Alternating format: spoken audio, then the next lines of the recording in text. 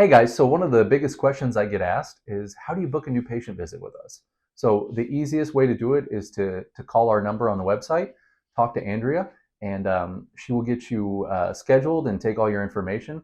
The second way to do it is really easy too. You go to our website, you click book now, and you follow the prompts to get your provider and the date you want. To book online, go to our website, go down to book now, and it brings you to a screen where you can book your appointment. You can either book by practitioner, or if you don't have a preference, you can just click on new patient exam, click OK, and it brings up the most available times for you. That's it.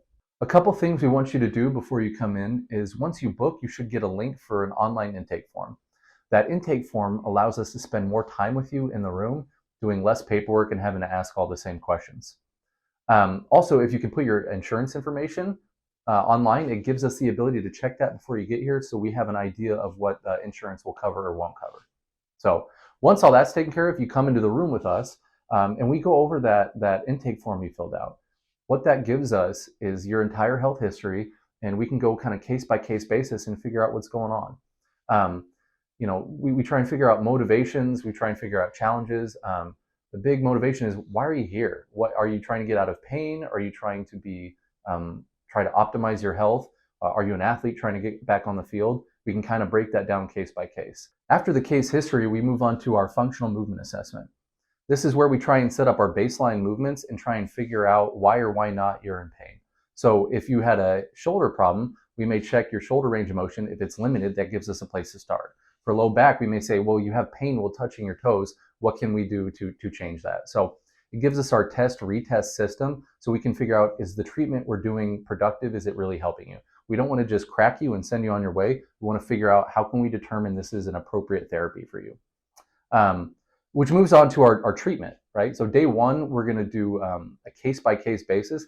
We may do tissue work. We may do scraping. We may do cupping. Dry needling is a favorite of ours here.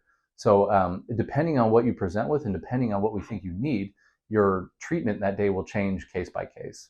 And this leads us to why we don't necessarily image every visit or at new patient visits. And that's because it's not always necessary. If you sit at a desk all day and your back hurts as a result, we don't need any imaging for that. If you fell down or were in a car accident, that may be an appropriate situation where we need imaging. So it really depends on your case history, and it depends on your movement assessment. That really tells us where treatment will go day one. And the goal with our first day of treatment is always to find a take-home that we can give you to help you get out of pain. So whether that's our McKenzie press-ups we like on the table, whether it's a rehab exercise, or whether it's just a simple movement that makes you feel better, our goal is that you can take it home, get better, and come back feeling stronger than before.